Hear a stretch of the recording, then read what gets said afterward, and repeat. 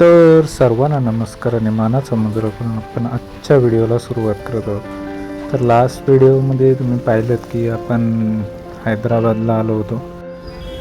तर हैदराबादचे काही टुरिस्ट प्लेस आहेत, तर त्यापैकी एक म्हणजे बिर्ला टेम्पल. तर बिर्ला टेम्पल पाहायला आज इकडे आलो होतो. तर हे जे मंदिर आहे ना, ते ग्राउंडपासून वरती ऑलमोस्ट 280 फूट उंचावरती हे मंदिर आहे. आणि या मंदिराचं एक खास वैशिष्ट्य म्हणजे काय माहिती आहे, हे एवढ्या उंचावरती आहे ना की इथून पूर्ण हैदराबाद सिटी दिसते. म्हणजे मंदिराच्या त्या आवारात परिसरात गेलं ना की तिथून खालती मंदिराच्या पायथ्याशी बरोबर जे आहे ना ते हुसेन सागर तलाव आहे. तर ते तलावाचा व्ह्यूसुद्धा मंदिराच्या वरतून एकदम भन्नाट दिसतो. तर हे जे मंदिर आहे ना पूर्ण पांढऱ्या रंगाच्या जे संगमरवरी दगड असतो ना त्या दगडापासून बनवलेलं आहे. आणि साधारणतः 1966 साली याचं बांधकाम चालू झालं आणि 1976मध्ये हे जे मंदिर आहे ना ते भक्तांसाठी खुलं करण्यात आलं. तर मंदिर जे आहे ना ते मंदिरामध्ये व्यंकटेश्वराची मूर्ती आहे, ज्यांना विष्णूचं रूप मानलं जातं. आणि इथे जर तुम्ही विकेंडला आलात ना तर इकडे एकदम तुफान गर्दी असते.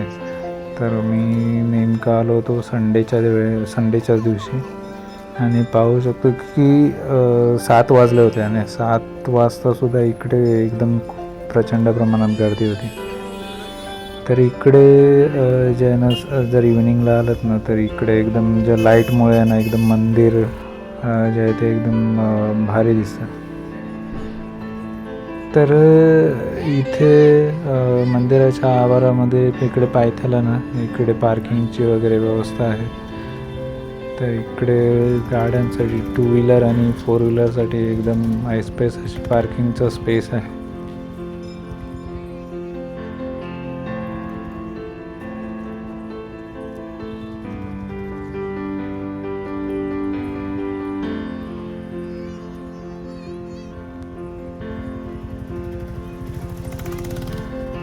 तर हे जे समोर पाहतो ना हे इकडे शू रॅक आहेत, म्हणजे जिथे चप्पल काढून तुम्हाला टोकन दिलं जातं आणि नंतर वरती मंदिराच्या इकडे प्रवेश दिला जातो.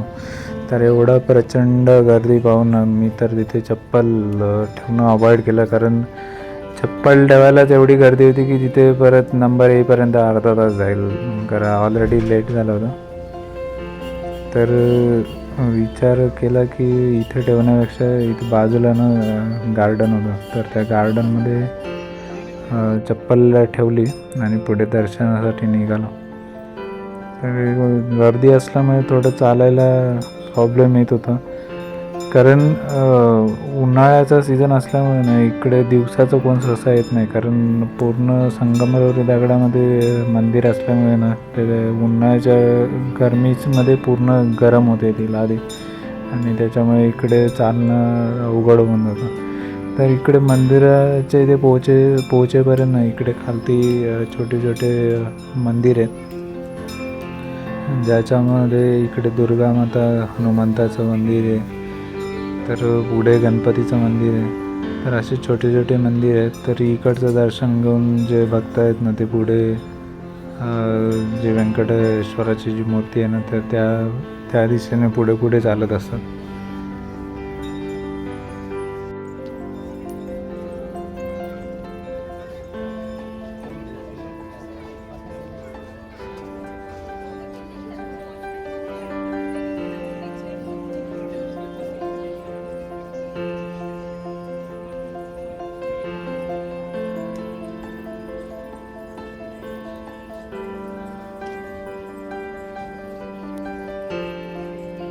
तसेच या मंदिराचे अजून एक आकर्षण म्हणजे ना याच्या ज्या भिंती आणि खांब आहेत ना, तर या भिंती आणि खांबांवरती महाभारत आणि रामायणमधले ना काही प्रसंग, काही काव्य, काही संत महात्मे यांचे जे आहेत ना व्यक्तिचित्र वगैरे इकडे रेखाटण्यात आलेले आहेत, कोरलेले आहेत खांबावरती आणि जे भिंती आहेत ना त्या भिंतींवरती. पूर्ण जे मंदिर आहे ना ते राजस्थानी संगमरवरी दगड आहे, तर त्या दगडापासून बनलेलं आहे. तसंच जी मूर्तीसुद्धा आहे ना ती मूर्तीसुद्धा संगमरवरी दगडापासूनच बनवण्यात आलेली आहे. मूर्तीची जी उंची आहे ना ती साधारणतः 11 फूट उंच आहे मूर्ती. आणि मूर्तीचा जो रंग आहे तो साधारणतः असं ब्लॅकिश कलरमध्ये आहे. आणि एकदम आतमध्ये मूर्तीच्या समोर गेलं ना की मूर्ती साक्षात जिवंत रूप असल्यासारखं भासते, कारण एवढ्या मूर्तीमध्ये जे कोरीव काम आहे ना एकदम भन्नाट केलेलं आहे. तर मंदिराचं जे महाद्वार आहे ना, तर त्या महाद्वारामध्ये प्रवेश करायच्या आधीच ना इकडे डाव्या बाजूला साईबाबांचं मंदिर आहे. तर इकडे कसं आहे, वरती मंदिराच्या इथे पोहोचेपर्यंत छोटे छोटे असे एक 4-5 मंदिर आहेत. तर त्याच्यापैकी हे इकडे महाद्वाराच्या बाजूला इकडे साईबाबांचं मंदिरसुद्धा आहे. तर पायथ्यापासून वरपर्यंत या महाद्वारापर्यंत येईपर्यंत जर चालून थकला असाल तर इथे साईबाबांचं जे मंदिर आहे तर त्या मंदिर परिसरामध्ये बसून आराम वगैरे करण्यासाठी ना इकडे स्पेस जागासुद्धा आहे. तर इथे थोडा वेळ विश्रांती करून पुढे महाद्वाराकडून मंदिराच्या दिशेने सुद्धा जाऊ शकतो. तर इकडे या साईबाबांचं मंदिर आहे, इथेच डाव्या बाजूला गार्डनसुद्धा आहे. तर सध्या गार्डन मला वाटतं रिनोव्हेशनच्या कामामुळे बंद करण्यात आलं होतं. तर हे जे समोर पाहतो ना तर हेच ते महाद्वार आहे. तर हे आहे ना जे रामेश्वर टेम्पल आहे ना तामिळनाडूतलं, तर त्याचीच एक प्रतिकृती सारखंच बनवलेलं आहे. म्हणजे जो रामेश्वर मंदिराचा जो कळस आहे ना त्या कळसाप्रमाणे हे जे महाद्वार आहे ना त्या महाद्वाराचं जी वरची बाजू आहे ना तर ती सेम त्या कळसासारखीच वाटते. जर पाहिलं ना तर पूर्ण जी डिझाईन आहे तर ते डिझाईन त्या प्रकारे त्याने साकारण्याचा प्रयत्न केला आहे. तर पूर्ण अथक प्रयत्नानंतर जवळजवळ तासभर लाईनमध्ये उभं राहून फायनली मंदिराच्या परिसरामध्ये प्रवेश केला होता. आणि मंदिराला पूर्ण राऊंड मारून जी आहे ना लाईन पुढे मंदिराचं जे मेन मंदिर आहे, मेन दरवाजा आहे ना त्या मेन दरवाजापर्यंत येते. तर मंदिर परिसरामध्ये आल्यानंतर सुद्धा जवळजवळ अर्ध्या तासानंतर आम्हाला आतमध्ये मंदिराचे दर्शन केलं. तर हे जे समोर पाहतो ना तर हेच जो महाद्वाराचं वरचा टॉप आहे, जे सेम रामेश्वर मंदिर जे आहे ना तामिळनाडूत त्याचा जो कळस आहे त्या कळसाप्रमाणे. तर मंदिराच्या डाव्या आणि उजव्या बाजूला ना इकडे दुर्गा मातेच्या मूर्ती आहेत. आणि बरोबर मंदिराच्या समोर हा पाहतो ना हा सुवर्णस्तंभसुद्धा आहे. तर आम्ही बरोबर राऊंड मारून हे अर्ध्या तासाने मंदिराची जो फ्रंट बाजू आहे तर त्या फ्रंट बाजूला आलो होतो.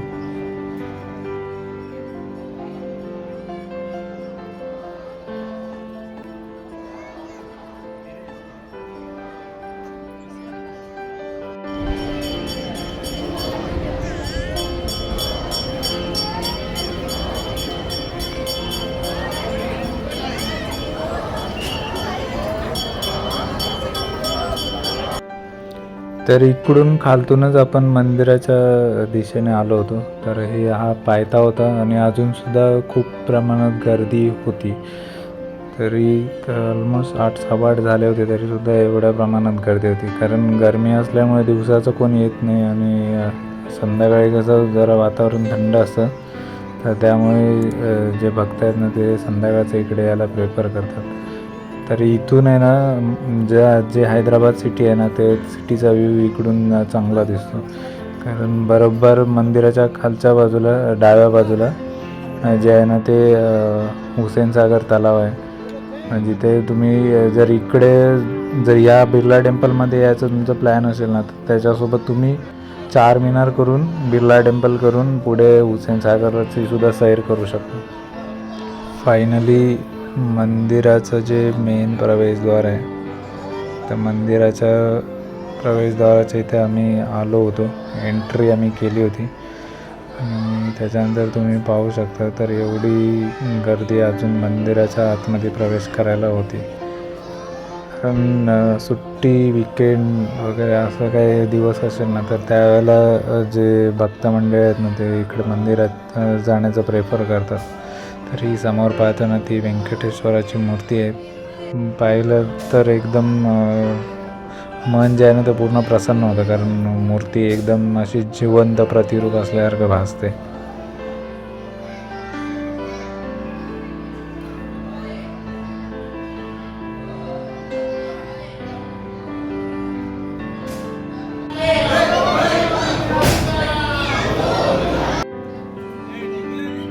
तर फायनली आपण व्यंकटेश्वराचं दर्शन घेऊन मंदिराच्या बाहेर निघालो होतो. तर बाहेर जाताना सुद्धा थोड्याफार प्रमाणात इकडे गर्दी होतीच. तर हे पाहू शकता, इकडे आपण खालतून आपण प्रवास चालू केला होता आणि परत आपण पायऱ्या उतरत उतरत इकडे खालच्या बाजूला आला.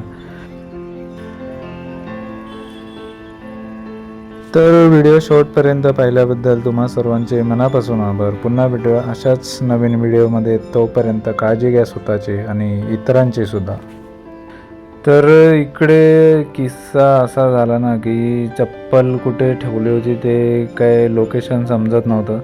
कारण मी जेव्हा चप्पल ठेवून गेलो होतो, तर आजूबाजूला काही गाड्या पण नव्हत्या आणि कोण माणसंसुद्धा नव्हते. तर इथे चप्पल शोधेपर्यंत जवळजवळ 15-20 मिनटं माझी इथेच गेली. कारण ती चप्पल जो शू रॅक होता, ती गर्दी वाचवण्यासाठी इकडे या गार्डनमध्ये चप्पल लपवले होते. तर फायनली थोड्या 15-20 मिनटानंतर जे आहे ना, ते चप्पलचं लोकेशन समजलं कुठे ठेवली होती.